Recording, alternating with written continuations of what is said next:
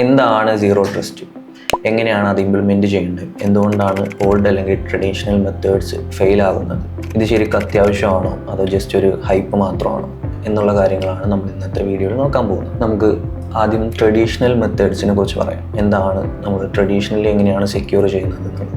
അപ്പോൾ cyber security എന്ന് പറഞ്ഞു കഴിഞ്ഞാൽ മെയിൻലി പ്രൊട്ടക്ഷൻ ആണ്. അപ്പോൾ അതിന് വേണ്ടിയിട്ട് ട്രഡീഷണലായിട്ട് നമ്മൾ ഫോളോ ചെയ്യുന്നത് ഒരു പെരിമീറ്റർ സോൺ അല്ലെങ്കിൽ പെരിമീറ്റർ മെത്തേഡ് എന്നുള്ള രീതിയിലാണ്. ഓക്കെ, അല്ലെങ്കിൽ പെരിമീറ്റർ സെക്യൂരിറ്റി എന്ന് പറയാം. അപ്പോൾ അവിടെ ചെയ്യുന്നതെന്ന് വെച്ച് കഴിഞ്ഞാൽ, ഇപ്പോൾ നമ്മൾ പഴയൊരു കോട്ട, ഒരു രാജാവിൻ്റെ കോട്ട എടുക്കും. കോട്ടയുടെ അകത്ത് പ്രജകളുണ്ടാവും, പിന്നെ അവിടുത്തെ കാവൽക്കാരുണ്ടാവും, അവിടുത്തെ സ്റ്റാഫുകൾ. കോട്ടയുടെ ചുറ്റും വലിയൊരു മതിലുണ്ടാവും. ആ മതിൽ പുറത്തുനിന്നുള്ള അറ്റാക്കുകൾ അല്ലെങ്കിൽ പുറത്തുനിന്നുള്ള ആളുകൾ അകത്തോട്ട് കടക്കാതിരിക്കാൻ വേണ്ടിയിട്ടാണ്. ഈ സെയിം മെത്തേഡ് തന്നെയാണ് നമ്മുടെ ഓൾഡ് പെരിമീറ്റർ സെക്യൂരിറ്റി എന്ന് പറയുന്നത്. ഓക്കെ, അപ്പോൾ അവിടെ ഇൻ്റർനെറ്റിൽ നിന്നുള്ള കണക്ഷൻ നേരെ ഫയർവാളിലോട്ട് വരുന്നു.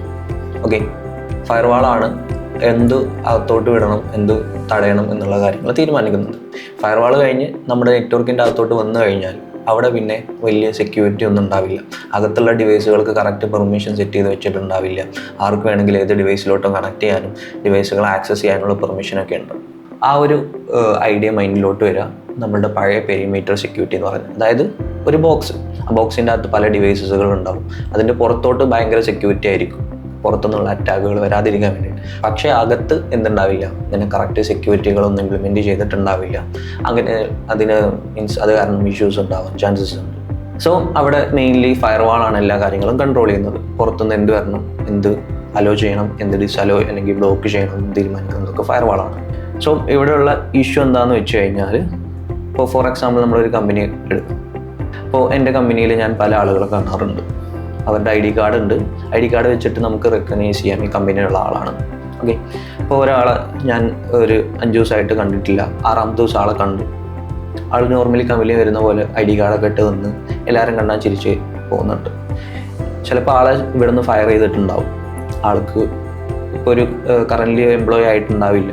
സോ അതിൻ്റെ റിവെഞ്ച് എടുക്കാൻ വേണ്ടിയിട്ട് പുള്ളി ചിലപ്പോൾ എംപ്ലോയി ആയി വന്നിട്ട് അവിടെ നിന്ന് എന്തെങ്കിലും ഇൻഫർമേഷൻ എടുക്കാനോ അല്ലെങ്കിൽ അത് സ്റ്റീൽ ചെയ്യാനൊക്കെ നോക്കുന്നുണ്ടാവും. നമുക്കതറിയില്ല, കാരണം നമുക്ക് അതിനെക്കുറിച്ച് അറിവുണ്ടാവില്ല.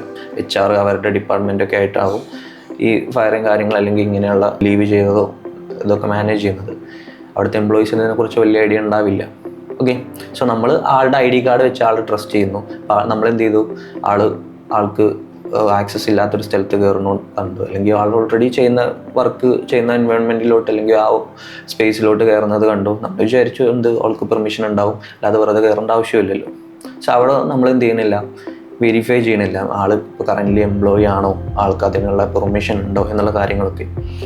ജസ്റ്റ് അത് കമ്പനിയുടെ അകത്തോട്ട് കയറി കഴിഞ്ഞാൽ പിന്നെ എല്ലാവർക്കും പെർമിഷൻസ് കുറേയൊക്കെ ഒരേപോലെ ആയിരിക്കും. ഇനി ഹയർ അതോറിറ്റീസ് ഉണ്ടെങ്കിൽ അവർക്ക് മാത്രം കുറച്ച് സ്പെഷ്യൽ പെർമിഷൻ ഉണ്ടാകും. ബാക്കിയുള്ളവർക്ക് വെറുതെ ആവശ്യമില്ലാത്ത പെർമിഷൻസൊക്കെ അലോ ചെയ്ത് വെച്ചിട്ടുണ്ട്. ഈ സെയിം കാര്യം തന്നെയാണ് ഈ ട്രഡീഷണൽ പെരിമീറ്റർ സെക്യൂരിറ്റി എന്ന് പറയുന്നത്. അകത്ത് വന്നു കഴിഞ്ഞാൽ അവിടെ ആർക്ക് എന്തൊക്കെ പെർമിഷൻസ് ഉണ്ട് എന്നുള്ള കാര്യങ്ങളൊന്നും സെറ്റ് ചെയ്ത് വെച്ചിട്ടുണ്ടാവില്ല. അപ്പോൾ ഇത് കാരണം തന്നെ ഇൻറ്റേർണലി അറ്റാക്സ് വരാൻ ചാൻസസ് കൂടുതലാണ്. ഇപ്പോൾ ഫോർ എക്സാമ്പിൾ ഇൻറ്റേർണൽ ത്രെട്ടുകൾ. ഒരാൾ വിചാരിച്ചു കഴിഞ്ഞാൽ ഒരു പെൻഡ്രൈവ് വെച്ചിട്ട് നമ്മുടെ സിസ്റ്റം കോംപ്രമൈസ് ചെയ്യാൻ പറ്റും. ഇനി അത് വെച്ചിട്ട് തന്നെ ഫിസിക്കൽ ഡിവൈസ് ആക്സസ് ചെയ്തിട്ട് ഡാറ്റ എടുക്കാൻ പറ്റും.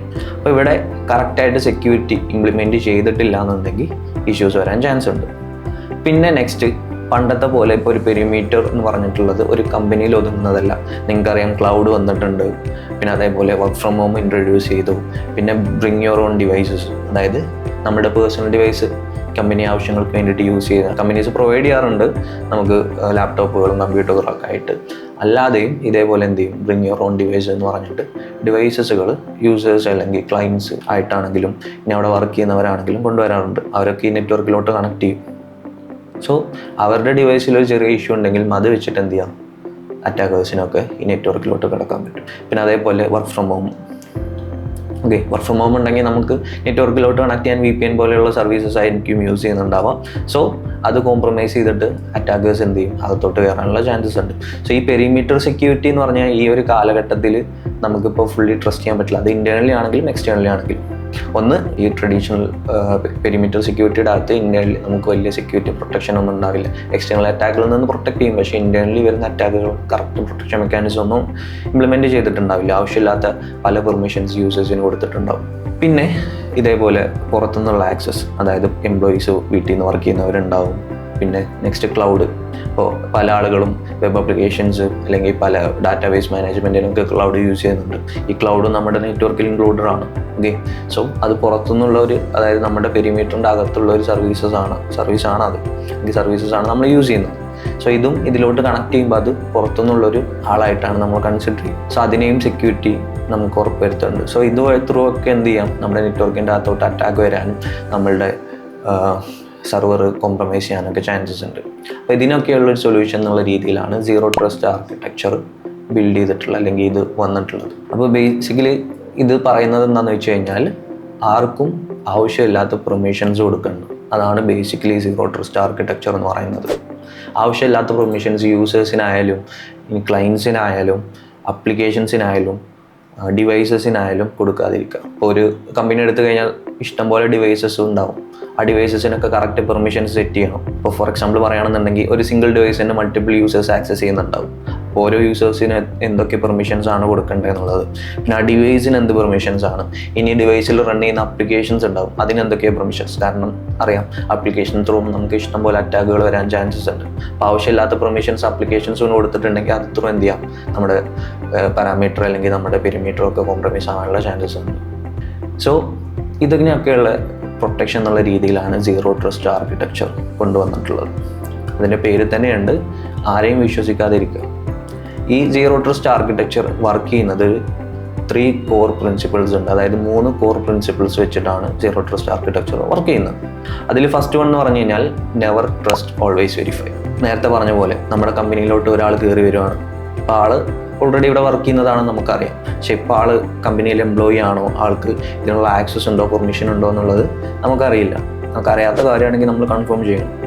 അതേപോലെ തന്നെ നമ്മൾ ഈ ഒരു നെറ്റ്വർക്ക് എടുക്കുകയാണെങ്കിൽ ഇപ്പോൾ ഓൾറെഡി കണക്ട് ചെയ്തിട്ടുള്ള ഡിവൈസസ് ആണെങ്കിലും അല്ലെങ്കിൽ ട്രസ്റ്റഡ് ഡിവൈസ് ആണെങ്കിലും എന്ത് കാര്യം ചെയ്യുമ്പോഴും അത് വെരിഫൈ ചെയ്യാം. ശരിക്കും ഇപ്പോൾ അത് ചെയ്യേണ്ട ആവശ്യമുണ്ടോ. ഇപ്പോൾ ലോഗിൻ ചെയ്യുമ്പോൾ ഡിവൈസ് തന്നെയാണ്, യൂസർ തന്നെയാണെന്നുള്ളത് വെരിഫൈ ചെയ്യും. ഒരു ഡിവൈസ് ഒരു പ്രാവശ്യം ട്രസ്റ്റ് ചെയ്തെന്ന് വിചാരിച്ചിട്ട് ഫുൾ ടൈം അത് ട്രസ്റ്റഡ് ആയിട്ട് ഡിവൈസ് ആവണമെന്ന് നിർബന്ധമില്ല. ആ ഡിവൈസ് ഒരാൾ കോംപ്രമൈസ് ചെയ്ത് കഴിഞ്ഞാൽ അതിൽ നിന്ന് അറ്റാക്കുകൾ വരാൻ ചാൻസ് ഉണ്ട്. സോ ഇങ്ങനെ എന്ത് ചെയ്യാം, എന്ത് കാര്യമാണെങ്കിലും വെരിഫൈ ചെയ്യാം. പുതിയൊരു യൂസർ ലോഗിൻ ചെയ്യുമ്പോൾ ഓൾറെഡി എക്സിസ്റ്റിംഗ് ആയിട്ടുള്ള യൂസർ ലോഗിൻ ചെയ്യുമ്പോൾ വെരിഫൈ ചെയ്യാം. അല്ലെങ്കിലും സർവീസസ് കണക്ട് ചെയ്യുന്നുണ്ടെങ്കിൽ വെരിഫൈ ചെയ്യാം. അങ്ങനെ എന്ത് കാര്യം ഉണ്ടെങ്കിലും എന്ത് ചെയ്യാം, വെരിഫൈ ചെയ്യാം.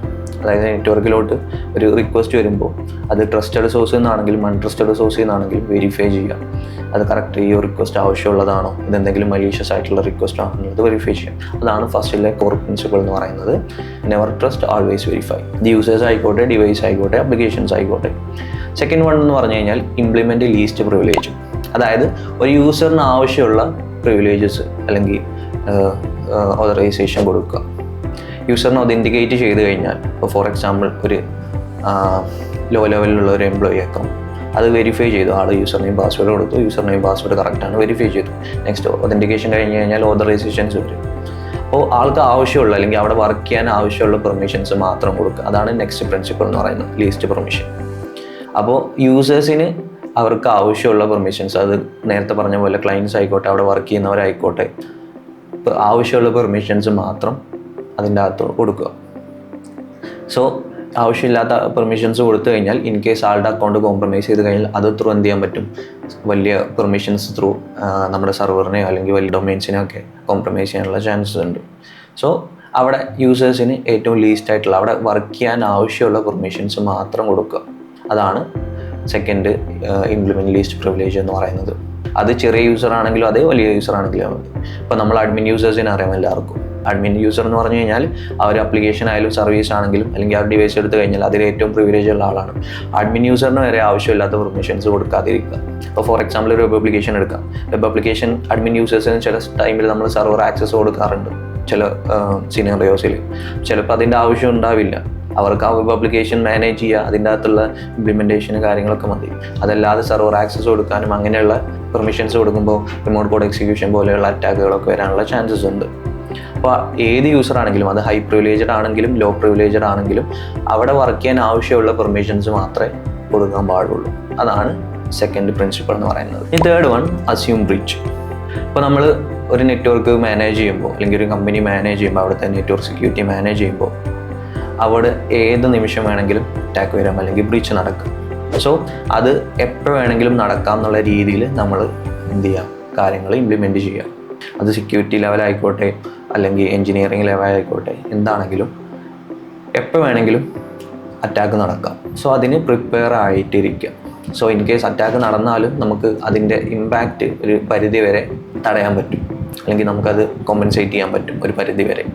അപ്പോൾ എപ്പോൾ വേണമെങ്കിലും അറ്റാക്ക് വരാം. അത് ഇൻറ്റേർണൽ ആയിക്കോട്ടെ എക്സ്റ്റേണൽ ആയിക്കോട്ടെ. രണ്ട് അറ്റാക്കിൻ്റെ കാര്യമാണ് പറയുന്നത്. ഇൻറ്റേർണൽ അറ്റാക്കുകളാണെങ്കിലും എക്സ്റ്റേണൽ അറ്റാക്കുകളാണ്. നേരത്തെ പറഞ്ഞു, അതായത് ഈ സീറോ ട്രസ്റ്റ് ആർക്കിടെക്ചർ എന്ന കാര്യം, അല്ലെങ്കിൽ ആ ഒരു ആർക്കിടെക്ചർ കൊണ്ടുവരാൻ തന്നെ കാരണം ഇൻറ്റേർണലി വന്ന അറ്റാക്സുകളാണ്. സോ എക്സ്റ്റേണൽ അറ്റാക്കിനേക്കാളും കൂടുതൽ സീറോ ട്രസ്റ്റ് ഫോക്കസ് ചെയ്യുന്നത് ഇൻറ്റേർണൽ അറ്റാക്കുകളാണ്. അത് എംപ്ലോയീസ് വേണമെങ്കിൽ അവരുടെ മീൻസ് റിവെഞ്ച് ത്രൂ ചെയ്യാറൊക്കെ ഉണ്ട്. അല്ലാതെ എംപ്ലോയീസിൻ്റെ അക്കൗണ്ട് കോംപ്രമൈസ് ആയി കഴിഞ്ഞാലും അത് ത്രൂ അറ്റാക്കുകൾ വരാം. അപ്പം നിങ്ങൾ കണ്ടിട്ടുണ്ടാവും, ചെറിയ എംപ്ലോയീസിന് അത് വലിയ പ്രൊട്ടക്ഷൻ മെക്കാനിസം ഒന്നും ഇല്ലാത്ത അക്കൗണ്ടുകളായിരിക്കും. അത് കോംപ്രമൈസ് ചെയ്യും. ആൾക്ക് ആവശ്യമില്ലാത്ത എന്തെങ്കിലും പെർമിഷൻ ഉണ്ടാവും, അവിടുന്ന് അടുത്ത സിസ്റ്റം അറ്റാക്ക് ചെയ്യും. അവിടുന്ന് അങ്ങനെ നമ്മൾ പിവോട്ടിങ് ടെക്നിക്ക് എന്ന് പറയുന്നതിന്, അങ്ങനെ അവിടുന്ന് പിവോട്ട് ചെയ്ത് എന്ത് ചെയ്യും, ഏറ്റവും ടോപ്പ് ലെവൽ ഹൈറാർക്കിയിൽ ടോപ്പിൽ നിൽക്കുന്ന ഡിവൈസിൻ്റെ അകത്തോട്ട്, ഇപ്പോൾ ആക്റ്റീവ് ഡയറക്ടറൊക്കെ ആണെങ്കിൽ ഡൊമൈൻ കൺട്രോളർ അങ്ങോട്ട് ലെവലിലെത്തും, ഡൊമൈൻ അഡ്മിനൊക്കെ ആയിട്ട് മാറും. അപ്പോൾ ആൾക്ക് അവിടെ എൻറ്റയർ ആ ഇൻഫ്രാസ്ട്രക്ചർ കൺട്രോൾ ചെയ്യാൻ പറ്റും.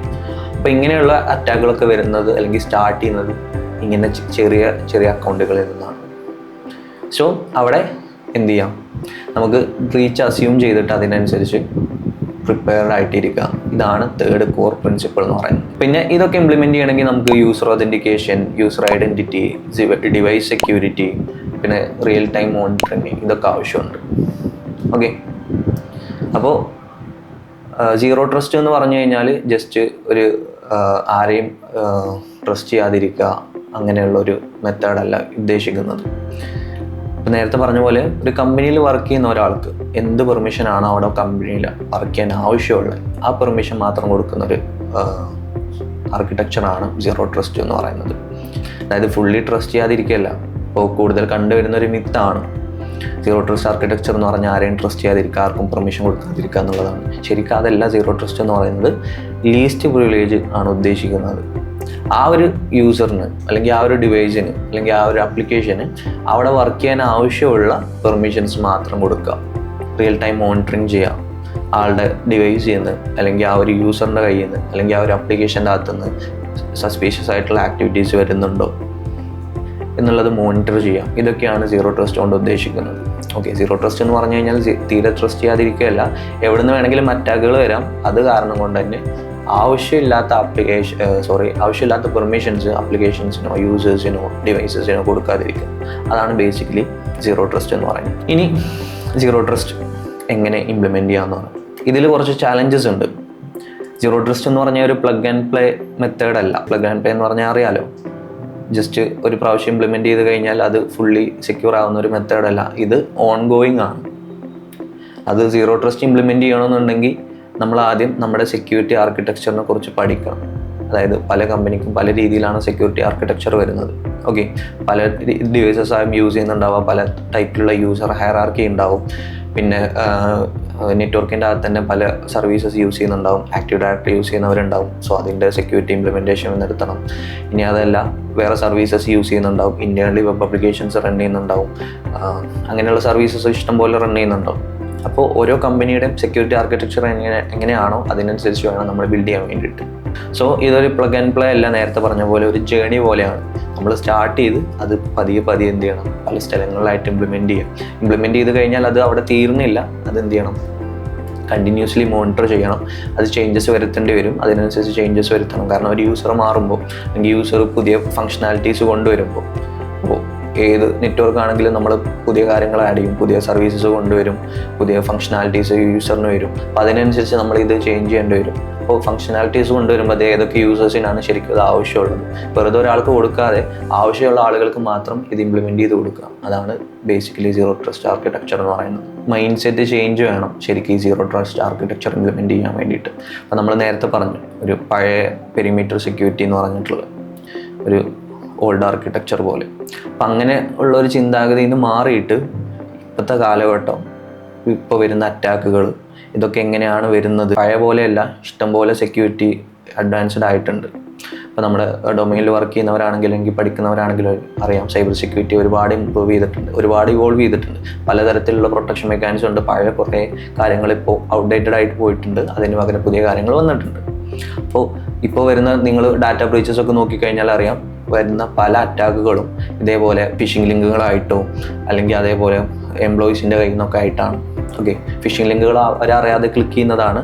അറിയാതെ ക്ലിക്ക് ചെയ്യുമ്പോൾ അവരെന്ത് ചെയ്യും, ഈ സെർവറുകളൊക്കെ കോംപ്രമൈസ് ചെയ്യും. ഇത് കോംപ്രമൈസ് ചെയ്യണമെന്നുണ്ടെങ്കിൽ ഈ ഒരു കോംപ്രമൈസ്ഡ് ആയിട്ടുള്ള അക്കൗണ്ടിന് സെർവർ ആക്സസ് വേണം. ശരിക്കും അവിടെ സെർവർ ആക്സസിൻ്റെ ആവശ്യം ഉണ്ടാവില്ല, പക്ഷെ എന്നിരുന്നാലും ഇൻ കേസ് ആവശ്യം വന്നാലോ എന്നുള്ള രീതിയിൽ എന്ത് ചെയ്യും, അവർ എംപ്ലോയിക്ക് സെർവർ ആക്സസ് കൊടുക്കും. സോ ആളൊരു അറിയാതെ ഒരു ലിങ്കിൽ ക്ലിക്ക് ചെയ്തിരുന്നു, ആളുടെ സിസ്റ്റം ഹാക്ക് ആവുന്നു, ആ സിസ്റ്റം ത്രൂ അറ്റാക്കേഴ്സ് എന്ത് ചെയ്യുന്നു, സെർവർ ഹാക്ക് ചെയ്യുന്നു. അപ്പോൾ ഇങ്ങനെയുള്ള ഇഷ്യൂസൊക്കെ ഒഴിവാക്കാൻ വേണ്ടിയിട്ടാണ് നമ്മൾ സീറോ ട്രസ്റ്റ് ഇംപ്ലിമെൻറ്റ് ചെയ്യുന്നത്, അല്ലെങ്കിൽ സീറോ ട്രസ്റ്റ് ഇൻട്രൊഡ്യൂസ് ചെയ്തത്. സോ അതൊരു ജേണിയാണ്, നമ്മളത് പതിയെ ഇംപ്ലിമെൻറ്റ് ചെയ്തിട്ട് വരണം. അത് ഒറ്റയടിക്ക് എന്ത് ചെയ്യാൻ പറ്റില്ല, സീറോ ട്രസ്റ്റ് ഇംപ്ലിമെൻറ്റ് ചെയ്യാൻ പറ്റില്ല. കാരണം ചെറിയ കമ്പനീസ് ആണെങ്കിൽ നമുക്ക് വലിയ ഇഷ്യൂ ഇല്ലാതെ എന്ത് ചെയ്യാം, അത് ഇംപ്ലിമെൻറ്റ് ചെയ്തിട്ട് അത് കൂടെ പ്രോസസ്സ് ചെയ്യാൻ പറ്റും. പക്ഷേ വലിയ കമ്പനീസ് എടുത്തു കഴിഞ്ഞാൽ ഇഷ്ടംപോലെ യൂസേഴ്സ് ഉണ്ടാകും, ഇഷ്ടംപോലെ ഡിവൈസസ് ഉണ്ടാവും. പിന്നെ നേരത്തെ പറഞ്ഞ പോലെ ക്ലൗഡ് ഉണ്ടാവും, റിമോട്ട്ലി വർക്ക് ചെയ്യുന്നവരുണ്ടാവും, പിന്നെ സ്വന്തം ഡിവൈസ് കൊണ്ടുവരുന്നവരുണ്ടാവും. അപ്പോൾ ഇങ്ങനെയുള്ള കാര്യങ്ങളൊക്കെ കറക്റ്റ് മാനേജ് ചെയ്യണമെന്നുണ്ടെങ്കിൽ അതിന് കുറേ ടൈം എടുക്കും. ടൈം കൺസ്യൂമിങ് പ്രോസസ്സ് തന്നെയാണ്. ഇഷ്ടംപോലെ ടൈം എടുത്തിട്ട് വേണം അത് ഇംപ്ലിമെൻറ്റ് ചെയ്യാൻ വേണ്ടിയിട്ട്. അത് റഷ് ചെയ്യാനും പാടില്ല. ഓക്കെ, കറക്റ്റ് നമ്മുടെ ആർക്കിടെക്ചറിനെ കുറിച്ച് പഠിച്ചിട്ട് ഏതൊക്കെ യൂസേഴ്സിനാണ് എന്തൊക്കെ പെർമിഷൻസ് ആണ് വേണ്ടത് എന്നുള്ളത് കറക്റ്റ് പഠിച്ചിട്ട് വേണം ഇത് ഇംപ്ലിമെൻറ്റ് ചെയ്യാൻ വേണ്ടിയിട്ട്. Next one, initial cost and complexity.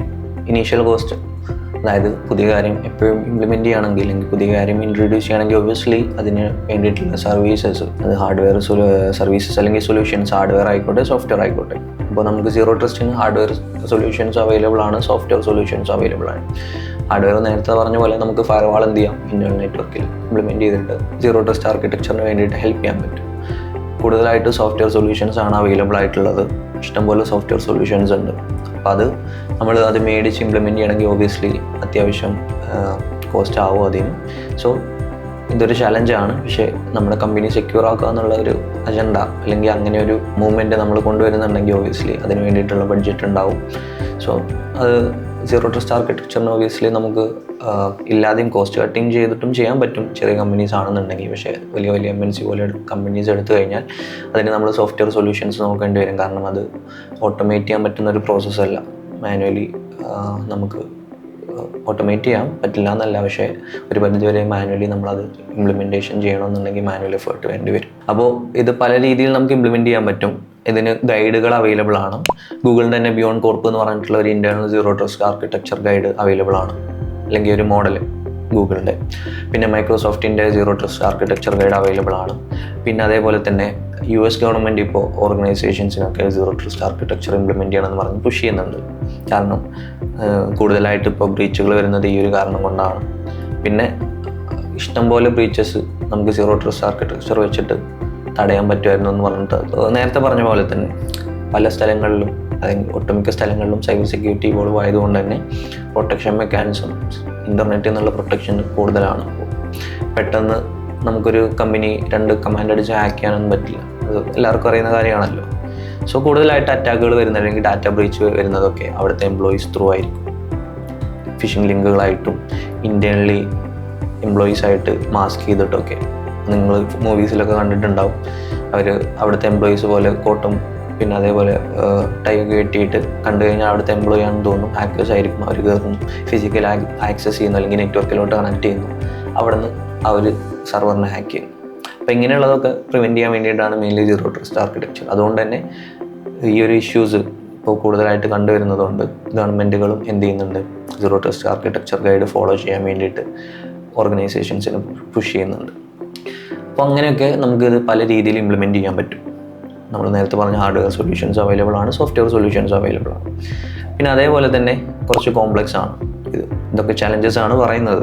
അപ്പോൾ കോംപ്ലക്സ് ആണ്, നേരത്തെ പറഞ്ഞ പോലെ ഒരു ഈസി പ്രോസസ്സ് അല്ല. നമ്മുടെ ചെറിയ കമ്പനീസ് ആണെന്നുണ്ടെങ്കിൽ വലിയ ഇഷ്യൂ ഇല്ലാതെ നമുക്ക് ടൈംലി എഫക്റ്റോട് കൂടെ നമുക്ക് എന്ത് ചെയ്യാൻ പറ്റും, കംപ്ലീറ്റ് ചെയ്യാൻ പറ്റും. കംപ്ലീറ്റ് ചെയ്യാന്ന് പറഞ്ഞു കഴിഞ്ഞാൽ അവിടെ സ്റ്റാർട്ട് ചെയ്തു എൻഡ് ചെയ്തു നിർത്തുക എന്നുള്ളത് നേരത്തെ പറഞ്ഞു ഇതൊരു ജേണിയാണ്. നമുക്ക് ഫ്രം സ്റ്റാർട്ട് ടു എൻഡ് എന്ന് പറയാൻ പറ്റില്ല.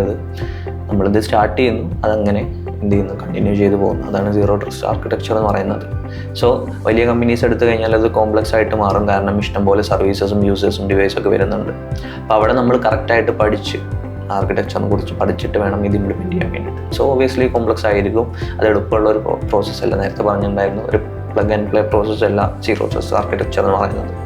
സോ അതാണ് വരുന്ന ചലഞ്ചസ്.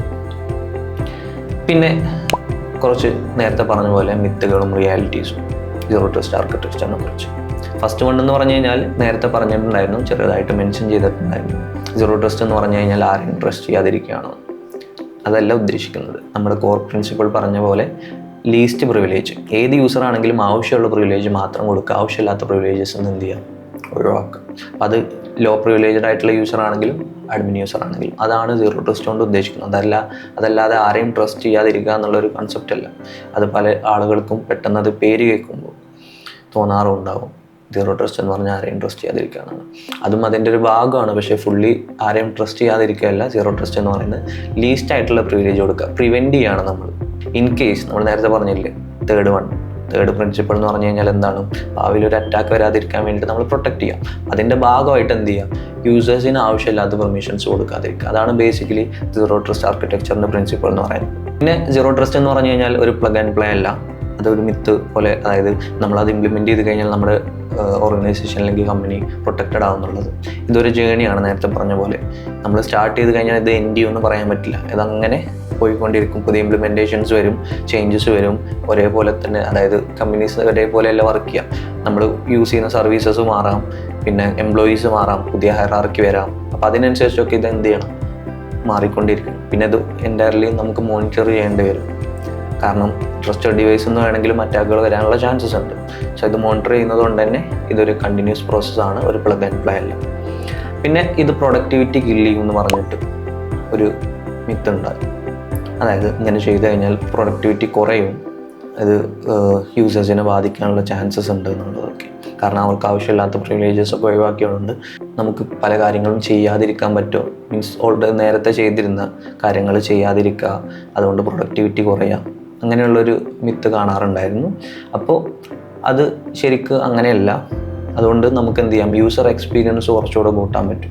അതായത് ഒരാൾക്ക് ഇപ്പോൾ ആവശ്യമില്ലാത്ത കുറേ പെർമിഷൻസ് കൊടുക്കുമെന്ന് വിചാരിക്കാം. ആൾ ശരിക്കും ചെയ്യേണ്ട മെത്തേഡിലായിരിക്കും ചിലപ്പോൾ അത് ചെയ്യുന്നുണ്ടാവുക. കാരണം കുറേ ഫങ്ഷനാലിറ്റീസ് ഉള്ളതുകൊണ്ട് തന്നെ എളുപ്പമുള്ള ഫങ്ഷനാലിറ്റിയിൽ നിന്ന് മാറിയിട്ട് ചിലപ്പോൾ കോംപ്ലിക്കേറ്റഡ് ആയിട്ടൊക്കെ ചെയ്യുന്നുണ്ടാവും. ആൾക്ക് ചിലപ്പോൾ അതിൻ്റെ അകത്ത് എളുപ്പമുള്ള രീതിയിൽ ചെയ്യാൻ പറ്റുന്നുണ്ടാവും, പക്ഷേ പല ഫങ്ഷനാലിറ്റീസ് ഉള്ളതുകൊണ്ട് തന്നെ ആൾ ചിലപ്പോൾ പല രീതിയിൽ ചെയ്യാൻ പറ്റുന്നുണ്ടാവും.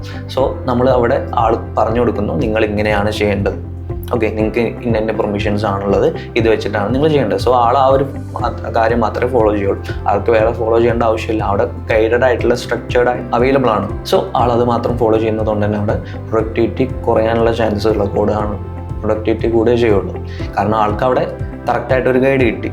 നേരത്തെ കുറേ ഫങ്ഷനാലിറ്റീസ് അവൈലബിൾ ആയിരുന്നു. സോ കൺഫ്യൂസ്ഡ് ആയിട്ടുണ്ടാവും ഒബിയസ്ലി. സോ ഇവിടെ നമ്മൾ പറയുന്നു ആളോട് ഇന്ന കാര്യമാണ് ചെയ്യേണ്ടത്, ഈ ഒരു മോഡൽ ത്രൂ ആണ് നിങ്ങൾ ഫോളോ ചെയ്യേണ്ടത്, അല്ലെങ്കിൽ ഈ ഒരു മോഡൽ വെച്ചിട്ടാണ് നിങ്ങൾ കാര്യങ്ങൾ ചെയ്യേണ്ടതെന്ന് പറയുന്നു. സോ ആൾക്ക് അവിടെ കറക്റ്റായിട്ട് ഒരു ഗൈഡ് കിട്ടുന്നു, ആളത് ഫോളോ ചെയ്യുന്നു, നമുക്ക് പ്രൊഡക്ടിവിറ്റി കൂടും. നെക്സ്റ്റ് സീറോ ട്രസ്റ്റ് ആർക്കിടെക്ചർ പേര് കേൾക്കുമ്പോൾ തന്നെ വലിയ എന്തോ തോന്നും, വലിയ കമ്പനീസിനാണ് ഇത് ഫോളോ ചെയ്യാൻ പറ്റുള്ളൂ, ചെറിയ കമ്പനീസ് ഇതിൻ്റെ ആവശ്യമില്ല എന്നുള്ളത്. അതും വെറും ഒരു മിത്ത് മാത്രമാണ്. ഏത് കമ്പനിയാണെന്നുണ്ടെങ്കിലും അറ്റാക്കുകൾ വരാൻ നമ്മൾ ഡാറ്റ പോകും. സൈബർ സെക്യൂരിറ്റി എന്ന് പറഞ്ഞു കഴിഞ്ഞാൽ വലിയ കമ്പനീസ് മാത്രമല്ലല്ലോ, എല്ലാ കമ്പനീസിൻ്റെയും ഡാറ്റ പ്രൊട്ടക്റ്റ് ചെയ്യണ്ടേ. ഏത് കമ്പനിയാണെങ്കിലും അവരുടെ ഡാറ്റ, അത് അവരുടേതായിക്കോട്ടെ, അവരുടെ ക്ലയൻസിൻ്റെ ആയിക്കോട്ടെ, ഡാറ്റ എന്ന് പറഞ്ഞു കഴിഞ്ഞാൽ നമ്മുടെ ക്യാഷ് പോലെ തന്നെ ഇമ്പോർട്ടൻ്റ് ആണ്. അത് പുറത്ത് പോയി കഴിഞ്ഞാൽ നമ്മുടെ ക്രെഡിബിലിറ്റി നഷ്ടപ്പെടും, കമ്പനിയുടെ നിലനിൽപ്പിനെ തന്നെ ബാധിക്കാനുള്ള ചാൻസസ് ഉണ്ട്. അപ്പോൾ അത് ചെറിയ കമ്പനിയാണെന്നുണ്ടെങ്കിൽ നേരത്തെ പറഞ്ഞ പോലെ സീറോ ട്രസ്റ്റ് നമുക്ക് ഇംപ്ലിമെൻറ്റ് ചെയ്യാൻ പറ്റും. അവിടെ കുറച്ചുകൂടെ എളുപ്പത്തിൽ ഇംപ്ലിമെൻറ്റ് ചെയ്യാൻ പറ്റും. കാരണം അവിടെ യൂസേഴ്സ് കുറവായിരിക്കും, ഡിവൈസസ് കുറവായിരിക്കും, സർവീസസ് കുറവായിരിക്കും. അപ്പോൾ നമുക്ക് പെട്ടെന്ന് എന്ത് ചെയ്യാൻ പറ്റും, ആർക്കിടെക്ചർ മനസ്സിലാക്കാൻ. കാരണം അവിടെ വർക്ക് ചെയ്യുന്നവർക്ക് തന്നെ ചിലപ്പോൾ അറിയുന്നുണ്ട് അവിടുത്തെ ആർക്കിടെക്ചർ എങ്ങനെയാണ്, അവിടെ ഹയറാർക്കി എങ്ങനെയാണ്, എത്ര യൂസേഴ്സ് ഉണ്ട്, അവർക്ക് എന്തൊക്കെയാണ് പെർമിഷൻസ് ഉള്ളത്. സോ അവിടെ നമുക്ക് പെട്ടെന്ന് ഇംപ്ലിമെൻറ്റ് ചെയ്യാനും അതേപോലെ തന്നെ അത് കണ്ടിന്യൂ ചെയ്ത് കൊണ്ടുപോകാനും പറ്റും. അപ്പോൾ ഇത് വലിയ കമ്പനീസിന് മാത്രമല്ല സീറോ ട്രസ്റ്റ് ആർക്കിടെക്ചർ ബാധകമാകുന്നത്.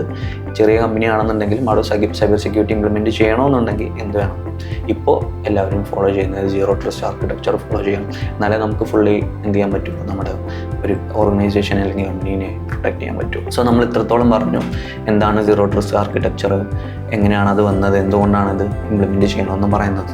എത്രയും കേട്ടിട്ട് ഇതൊരു ഹൈപ്പോ ആണോ അതോ ഇത് ശരിക്കും നെസസിറ്റി ആണോ? അപ്പോൾ സീറോ ട്രസ്റ്റ് ആർക്കിടെക്ചർ എന്ന് പറഞ്ഞു കഴിഞ്ഞാൽ ഒരു ഹൈപ്പ് മാത്രമല്ല, as from my point of view.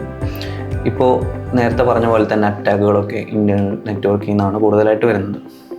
എംപ്ലോയീസിൻ്റെ കയ്യിൽ നിന്നും അവരറിയാതെ ഫിഷിംഗ് ലിങ്കുകളായിട്ടും ഇനി അറ്റാക്കേഴ്സ് അകത്തോട്ട് കയറിയിട്ടും ഇപ്പോൾ നമ്മൾ പല മൂവീസിലും കാണുന്ന പോലെയൊക്കെ തന്നെ.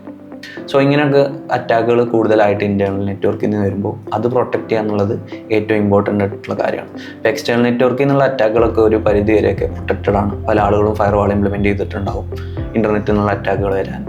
സോ അതേപോലെ തന്നെ ഇൻറ്റേർണൽ നെറ്റ്വർക്കിൽ നിന്നും അറ്റാക്ക് വരാൻ ചാൻസ് ഉണ്ട്. ഇപ്പോൾ നമ്മൾ വിചാരിക്കുക നമ്മുടെ എംപ്ലോയീസ് അല്ലേ, അവരിപ്പോൾ ആര് ചെയ്യാനാണ്, നമ്മൾ ഫുൾ പ്രൊട്ടക്റ്റഡ് അല്ലേ, നമ്മുടെ എംപ്ലോയീസ് ഒന്നും അങ്ങനെ ഒന്നും ചെയ്യില്ല. ഓക്കെ, അവരത് ചെയ്യില്ലെങ്കിലും അവരറിയാതെ ചിലപ്പോൾ ഫിഷിംഗ് ലിങ്കുകൾ വന്നിട്ടോ ലിങ്കിൽ ക്ലിക്ക് ചെയ്തിട്ടോ അവരുടെ സിസ്റ്റം കോംപ്രമൈസ് ആവും. അതേപോലെ തന്നെ എന്ത് ചെയ്യും, നിങ്ങളുടെ സെർവറൊക്കെ കോംപ്രമൈസ് ആകാനുള്ള ചാൻസസ് ഉണ്ട്. സോ ഇത് ജസ്റ്റ് ഒരു ഹൈപ്പ് മാത്രമല്ല, നെസസിറ്റി കൂടിയാണ്. കാരണം ഇത് ഇംപ്ലിമെൻറ്റ് ചെയ്താലേ നമുക്ക് നമ്മുടെ ഓർഗനൈസേഷൻ അല്ലെങ്കിൽ നമ്മുടെ കമ്പനി ഒരു പരിധി വരെ സൈബർ സെക്യൂരിറ്റി ഫോളോ ചെയ്യുന്നുണ്ടെങ്കിൽ സൈബർ സെക്യൂരിറ്റി ഇംപ്ലിമെൻറ്റ് ചെയ്തിട്ടുണ്ടെന്ന് പറയാൻ പറ്റും. ഫൈൻ. അപ്പോൾ അത്രയാണ് നമ്മുടെ സീറോ ട്രസ്റ്റ് ആർക്കിടെക്ചർ വീഡിയോ എന്ന് പറയുന്നത്. ഇത്രയും കേട്ടിട്ട് എന്താണ് നിങ്ങളുടെ അഭിപ്രായം?